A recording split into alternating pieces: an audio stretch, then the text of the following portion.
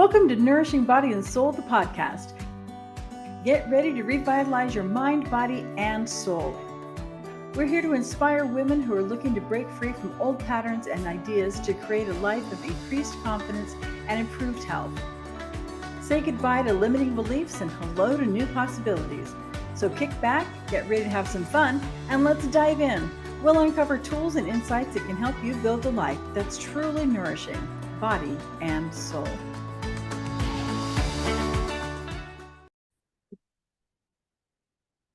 Hello, and Tracy. And I'm Victoria. Hi. And you have found a way to Nourishing Body and Soul, the podcast, the first episode. So Yes. Yay. We made Yay it. for us, yay for you. We're all together. Yay. That's my happy dance. So, there you go. Nice titty moves. Please don't. Please. Those are copyrighted. Oh, Yeah. Sorry. Take it back. Although if you guys want to steal them, I'll let you. Okay. I know, for Where real. my feelings are hurt because it's just me. I can't, but you can. So there, now we know where we all stand. Welcome to us. Welcome to us. We are trying to talk about Nourishing your body and soul. Yes. So building a nourishing life. In this first episode, we just want to take a few minutes and talk about what that means to us so that you kind of know where we're coming from and what we're going to be advocating here and talking about. So for me, a nourishing life is one that really does not deplete us. How many times have we felt just wrung out by the things that we need to do in life and just feel like we're on our last breath and on our last leg and trying to get through stuff, or we're just feeling like everything feels like I have to and not like a want to or I get to. And that can be helped with building a life that's nourishing to us. So a life where we're comfortable, particularly in this realm, we'll be talking about being comfortable in our bodies, but also just being accepting of what life is like and learning how to really create things that are going to serve to enrich us and not deplete us. And most of all, to really help us to find our own light or find it again, and to really be able to bring everything that we are to our sphere of influence. So that's what we're about here, is building that kind of a life. And then we hope that that's what you're up for, because that's what we're down for. Yeah.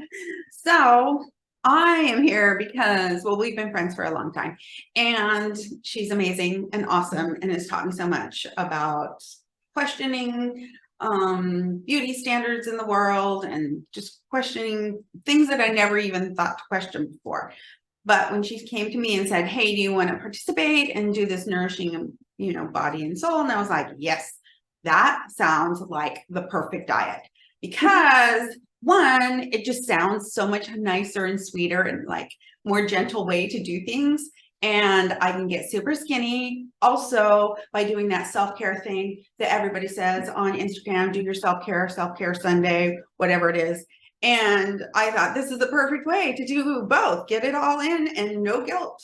So yeah, we've been talking a little bit more, and I have found out it is a tad different than that. A tad more complicated than that. It's not just about getting skinny. In fact, it's not really about getting skinny at all, which is, I have had clients. I'm still, there's like, you're disappointed. There's a percentage of me that thinks that like, if I do become nourished body and soul, I will be skinny. And you might I'm working on it. You might be. I've had clients who have absolutely lost weight. I have clients who have maintained their weight. I've had clients who have gained weight. It's not about the weight. And we'll talk a lot about that in the episodes coming up. Yes.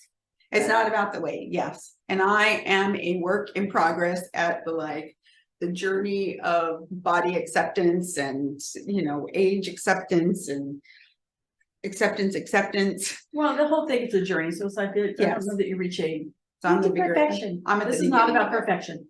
No, this is a journey. We're all just on a path. Yeah. Deciding where we want to go. So talk about what it means to you to have a nourishing life.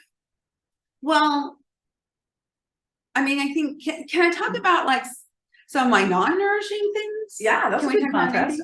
Okay, so I was thinking about this. I was thinking about what the craziest thing I have ever done on a diet when we're taking diet culture and stuff. Okay, so first of all, I love Weight Watchers. Weight Watchers is, in fact, that's where we met.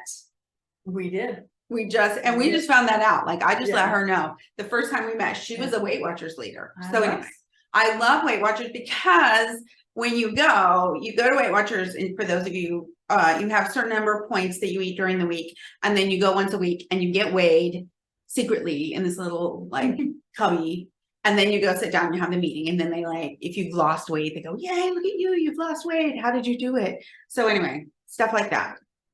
When you go to Weight Watchers, you like strip down as far as you possibly can strip. So, you know, if you've got a sweater on, you take it off, you take off all your jewelry. And don't forget to go to the bathroom. You go to the bathroom, and if the line is long, you go to the bathroom twice so that you can get as like skinny as you possibly can. Possible. Okay, so I was thinking about the craziest thing I've ever done. So the craziest thing I've ever done, I need to like take breath so that gives space to this story. Okay, so I can slow down. The craziest thing I've ever done was on Weight Watchers, and I was in my 20s, like early 20s. So, you know, I hadn't quite figured out like normal life. So I had a boyfriend who cheated on me, and I found out he cheated on me, and we had been together for a little while, long enough that it stung. And so I booted him out. So that was good. Yes. Smart. But I was losing weight. I was on Weight Watchers, and I was losing weight, and I was getting closer to my weight goal.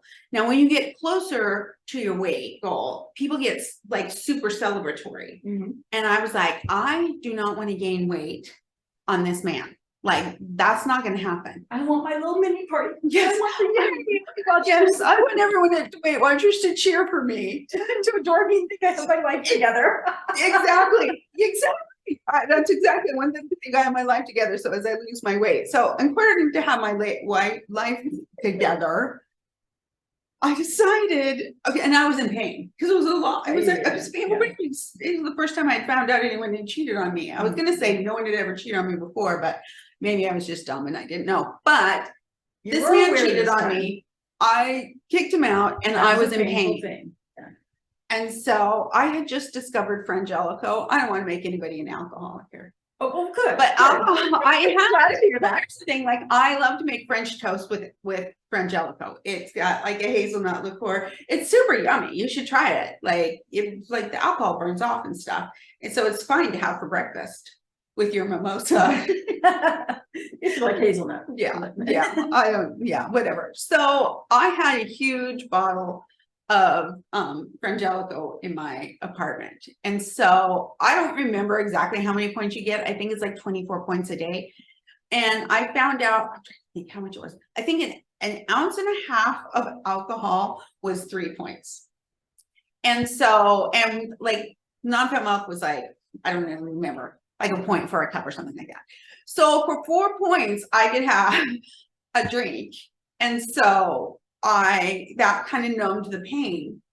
And once I realized that, I was like, well, since I have 24 points, I can have 6 drinks.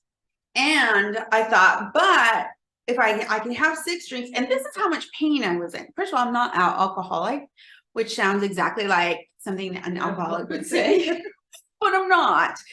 I mean, you know, people are, well, it doesn't matter. I am dealt with her pain. I am dealt with my pain with alcohol. And he instead me to stay on her diet. Yes, because if my normal go-to would be like Haagen-Dazs dulce de leche with some kind of caramel sauce I found at some kind of ice cream shop, like legit. That's my normal way to deal with pain. But I was getting close. I really was, and I really didn't want to gain weight. This man didn't deserve it. So I drank 6 drinks a day. Like, spread them out throughout the day, and had nothing else, and I had nothing else but non-fat milk and that. So I had like 6 drinks a day. And the thing is, this is how much pain I was in. I do not recommend this, by the way. Oh, well, good. I'm just saying it's the craziest. When I think of the craziest thing I ever did for a diet, this was the craziest. And so it just barely numbed the pain. I still was able to like do all my homework. I didn't drive. So I was able to go to the school on, you know, whatever thing. It was in university at the time. And yeah. And so I get to Weight Watchers at the end of the week of doing nothing. Like, I had no food. Because at some point I was like, how much longer can this happen? How much longer can I do this without like really feeling like I should be eating food. So I go to Weight Watchers and I indeed lost weight. And so they were like, yay, yay, how did you do it? And I'm just like, dude, I drank all my points, which they thought was super funny. And then the next day I go to, and I think, I don't need to do this anymore. I'm done. And I was done with him. Yeah. Like it took a week of just drinking solid, but I was done with him. But the whole point of this is not to say how Looney Tunes I am, because, kind of I am. But the whole point of it is that like, I was willing to do whatever it took to not gain weight. I mean, whatever it took. Yeah. And it had nothing to do whatsoever with any kind of nourishment. No. Oh my gosh, no. Yeah. No. It was just, here are my points. I have to stay in my points. Yes. Yeah. Yeah. And how can I do that without Yeah. going and getting, To be clear, also, Weight Watchers does not advocate this. No. That's not the point of this, and don't blame them. This is not Weight Watchers' fault. This is my own like mental craziness fault. But those are the games that we play. Those are the games that we play when we have, like, there's always some kind of workaround. Yeah. Rules we have to follow. There's some kind of workaround. Yeah. And yeah. In the games. Yeah. So have you, what's the craziest thing you've ever done? I don't even remember what it was called. And it means probably, what was it called? I don't know. It was just some liquid. It was a liquid diet. And it was, I remember, and it was very easily accessible. I could just go to the grocery store or I did a liquid like a pharmacy kind of, like Oh, Walgreens or whatever. like Slim Fast kind of thing. It wasn't even that thick. Mhm. Slim Fast at least has a little bit. This was just like a juice. Oh wow. I don't remember what it's called, but yeah, it was just. Did you lose weight? Honestly, I don't even remember. What I do remember is I was just dying to chew on something. Yeah. It's like, I don't even remember if I was Yeah. hungry or full or what. I just remember I needed to chew something. Yeah. So, but yeah. and I so wish that your Weight Watchers story, I could just go, oh my gosh, this is just a crazy one-off. What you do that. There may have been other people who have drunk their points, but if they haven't drunk their points, there have been many other people who have done something equally as long as I can find my way and stay, in this case, in my points or whatever diet we're doing, as long as I can find a way to stay on this, then that's it's not just, it's yes, extreme, but also a relatable thing. Yeah. And that's one of the problems with diet culture. It is. And the focus on size and weight. You think that because people do the same thing with exercise. Oh, yeah. So you would think that I would have done drastic, crazy exercise things. And you haven't. I have not. I am a writer. And I only say writer because your husband, he's the cutest thing, her husband, but I said writer because I'm from California and evidently that's how we say writer. Yeah, he was like writer or writer. Because he rides a motorcycle, so he's a writer. Oh yeah, yeah. I told him no. Sadly, I was not out back on Harley or anything. I actually writing. That was a major side note that has nothing to do with anything except I'm a writer. And so I write out these really lengthy plans to exercise and then I never do. Because I'm lazy. That just seems like a lot of work to lose some weight. You have to work out really hard. You can eat a Snickers bar and then you have to be on the treadmill for 100 times 1,000 hours or something. Anyway, yeah, that's true. Way more than me. But I just was in Utah and I was talking to my niece and nephew, and they do this thing where it's 24, 36 hours. I don't know how long. I really don't. And they run up and down mountains and then they sleep in some random person's house or in the middle of the forest or something. They live in Utah. I don't know. Country. Right. They do it all over the country. What happens if you don't have a mountain? Oh, they just do, there's one they partly go into San Francisco, there's other ones like in Napa, Well, there's I know. sales in San Francisco. In Napa?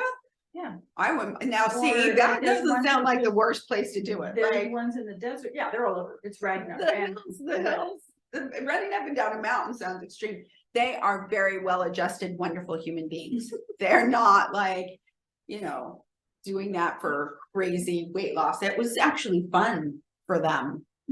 It I sounded can like, imagine. although doing it in Napa sounds like it could be fun. Oh, I have lots of friends who have done it, and Oh, really? You do? yeah, I So, do. this is like a thing people Yeah. do. Yeah, my daughter-in-law's done, I don't know how many, three, I think at least. Wow. Yeah, you have a team. Anyway, it's a whole thing. Yeah, there's a team. And yeah, it is an extreme thing, but it's also it can be done in an off balance extreme way, but also Yeah. can be done in a very Yes, fun and healthy yes, way. my But family seemed to do it in a very healthy way. But I can imagine that there are people who it's not healthy. Yeah. I had a Yeah. roommate who did triathlons all the time, and I don't think it was healthy. He's probably never going to listen to this, so. Yeah, so he was always and it did not seem healthy to me. Like he There seemed to is, be very extreme. yeah, about there's such a thing as everything. toxic fitness. Yes. There's healthy fitness and there's toxic fitness. Yes. And that's another thing that we'll talk about in various episodes, but yeah, so yeah, absolutely. So diet and exercise and all in the to reach that magical moment. Yeah. Where the number on the scale Yes. says that you have value Yes. and that your life is together. Yes. And life is not perfect at Yeah. goal weight. Yeah. So here's the thing, like I did ultimately, I've been to Weight Watchers like 10 times, but that time, my liquid diet time, I did ultimately in the next few weeks make my goal weight there. And I thought, I don't know, like they Now made I've it sound like arrived. it's magic. Yeah. My Weight Watchers leader, when I was going there, she used to say, if you're not learning what you need to learn, if you're not developing the habits you need to develop, and it's actually more than that, this is where she left it, but she said, you better have a camera ready when you hit your goal weight because snap a picture because that's gonna be the only time you're there. Wow. But that, I mean, her point being that, you have to learn the things and how to maintain it, but it's still, in essence, you have to stay on that diet for the rest of your life. Yeah. And it's just, yeah. Yeah, and it's not, I guess I thought when I reached my goal weight the first time, like I was in my 20s, so I was a little bit dumb. I really thought like, oh, like the Magic Kingdom was gonna open and it was gonna be Disneyland every single day of my life. I was gonna walk into stores and find the perfect clothes, and with the perfect clothes, I was gonna have the perfect job, and I was never gonna have problems at my job ever because I was my exact weight that they told me that I needed to arrive at. Cheat on you again. Oh yeah, no man's ever cheated You on have me a again. fantastic relationship. Yeah, I don't Because think you're any the man goal. ever, well, if any man cheated on me again, I didn't know it. That's because you reached your goal weight that one time. Yeah, just because I watched, yeah, that time I reached my goal weight, they all decided like in the future, like no one ever cheat on me I'm again. sure it had nothing to do with you getting smarter about dealing with men, but no, I'm sure it was because you reached your goal weight. Yes, Yeah, it we was did. We have the this goal weight. this idea of what life's going to be like Mhm. at our goal weight, and it's we're the same person at our goal weight, Yeah. and life is still the same, and we don't automatically get the promotion Yeah. just because we're at our goal weight. But Mm-mm. anyway. And then that sets you up, I think, for like the yo-yo dieting too. Yeah. You know what I mean? Because it sets you up for, hey, here I am at this goal weight, and it's like life should be perfect, and it's not. And even if you get cute clothes and you're walking around super cute, like it's still not perfect. And so then you're like, well, forget about that. Who cares? Let me just eat all the stuff that I've been depriving myself of, because obviously depriving myself isn't making my life perfect. So yeah. But that's not to say like things, you're treated better for sure when you're like at a more culturally defined acceptable time. Yeah. I mean, like I've had guys clean my windshields at the gas station. don't eat that. I don't know if that actually had to do with my weight or the fact that I really hate cleaning my windshield. So it was just so filthy that some man was like, nope. Yeah, take care of I it. cannot let Yeah. this girl go. I'm She's sure gonna, that's what it was. Just she's- has the yeah. charity of the fact. But those kind of things don't happen when you're not agricultural. So we're going to talk about that though, right? Like all Yeah. the different kinds of issues that society has placed on us and the repercussions of things and all that. Yeah. Yep. That's all to come. It's not a huge I time. know. I'm excited because I haven't heard even like the very smallest bits. Yeah. I heard the smallest bits So of what you have to say and the like guru wisdom. let us all Guru meditate wisdom. together now. Yes. Guru wisdom right there. So, Another thing that we do with that, that magical, holding that magical goal weight number is and not just we, but culturally and medically, we equate weight with health. And Yeah. that's just not the case. It's not, I mean, sometimes it is, but it's not always, and it's not nearly as often as we're led to believe. And so we think automatically, if we get to that number, we're going to be healthy, we're going to be valuable, we're going to have all the things and be all the things. And that's not what we're about here. And that's really not, if any of you have reached your goal weight and are not there now, you know exactly what we're talking about. We're talking about now learning how to build a life that really nourishes us whatever size or weight we're healthy at. So we're not like, oh, just never diet again, and your weight matters not at all, 100%, eat whatever you want all the time. That's not what we're saying. Oh, wait, what? No. That's not what we're saying. No. What we're saying is we're building a life that's nourishing our body as well as our soul, but outside of diet culture. Okay, so I can tell one more thing that Yeah, I've done that's absolutely. like humiliating. Yeah.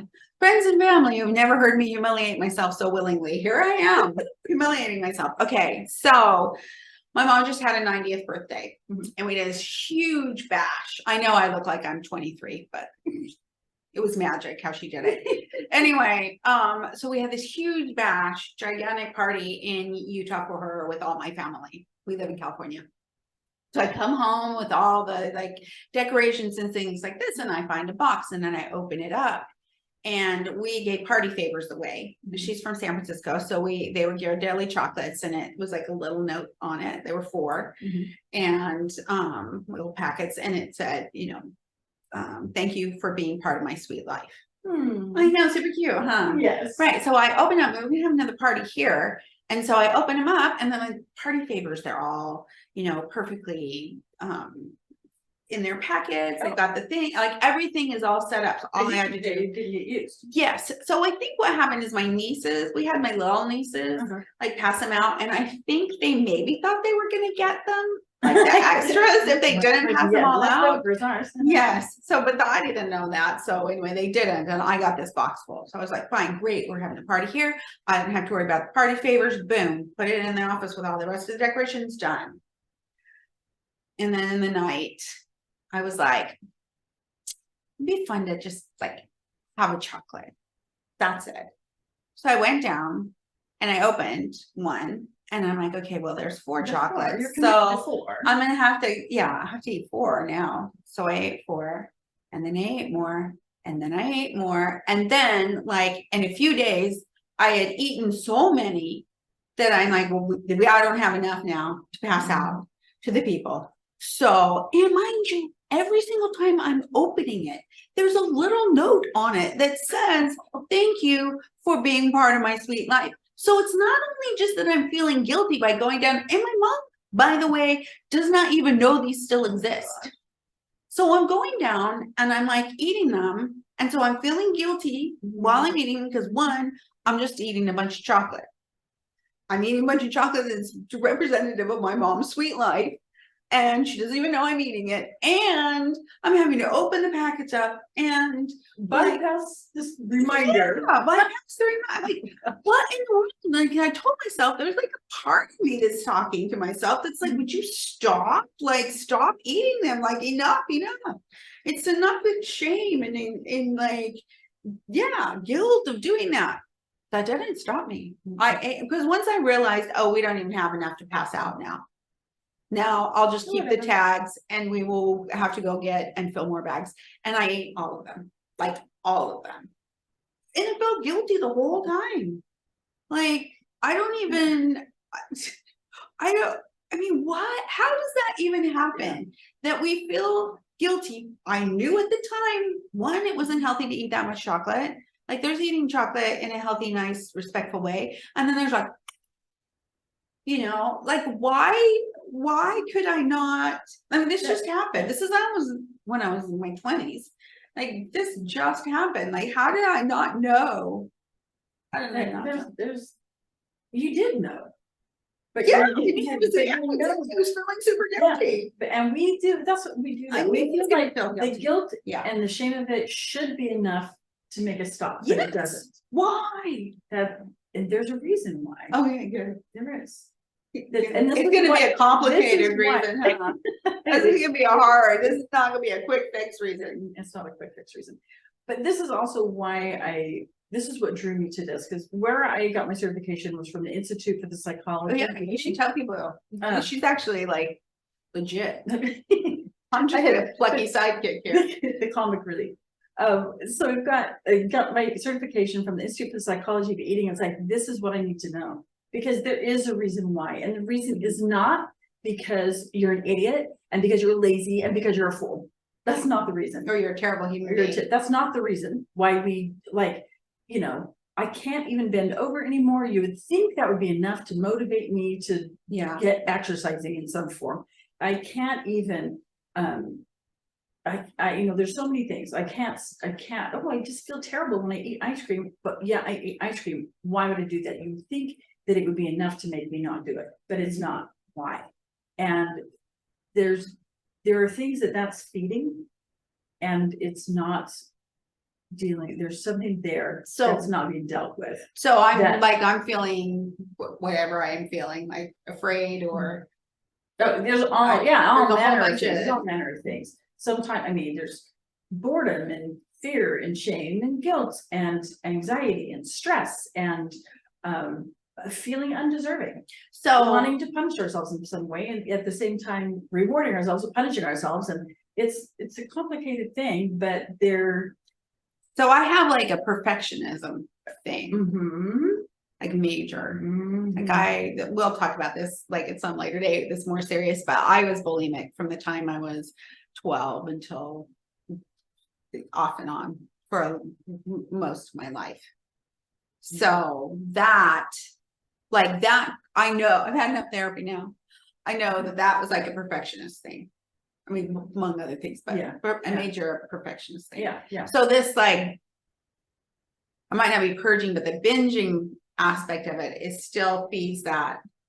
Like, need to be perfect. It can. Is that what that is? That can be part of it, because, and especially once you take, for you in this situation, once you take that first one, it's like, you have now blown it. You are not perfect. Yes. You are not. That is true. A perfect person. Perfect Victoria would have gone, oh, lovely, set those aside, leave them and not gone near them. Yes, that is perfect. But now once you took that first one, you are no longer perfect Victoria.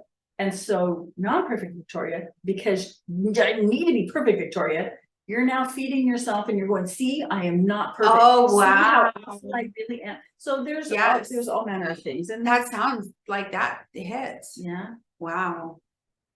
Okay. True confessions. So there are all number of things. So these are some kind of things we'll delve into, not the, you were on a diet and you ate something not on your diet. Yeah. But really, when we can build a life that's really nourishing, these kind of things like work themselves out. Ghirardelli squares. Let me actually use that as an example, because that's actually an exercise that I do sometimes in like the group classes, or even with an individual, but when I've done groups, the Ghirardelli squares are actually something that I use. It's like, let's talk about being with our food, because often when we do something like that too, it's like, oh, I shouldn't be eating this. And when we're doing something we shouldn't do, we try to either literally hide when we're doing it, or we try, it's like, oh, just eat it as fast as I can. And because, then I don't have to face up to what I'm doing. And so it's like, stop. And so because you're not thinking about, because you're eating it without thinking. So you're like, So, yeah. So then, and also you when can't we're doing face that, up when to we're it. eating really fast, it does nothing for any kind of satiation. So there's no amount of Ghirardelli squares that you're gonna then reach that point and go, oh, okay, now I'm satisfied. Yeah. There's no No, number of because I'm not. Ghirardelli squares that's gonna do that. Yeah, I don't even know So- what kind there were. Uh, There were 4 different kinds, and I don't even know. I know Yeah. one wasn't chocolate mint because I would have dug through all. But it's like, okay, here, we're gonna take our time with this. And so we take the time and it's like, okay, first notice the packaging is lovely packaging. Experience it, everything with your eyes. And then as you open it, the sound of opening it and the smell that you get. And then take the time to look at it. They make them look beautiful, even just, chocolate itself, but a certain kind of sheen. That's all very specifically planned. It's not just, oh, that just happens with the We all want chocolate now. No, okay. yes, I But do. if you're gonna have chocolate, take the time to experience it.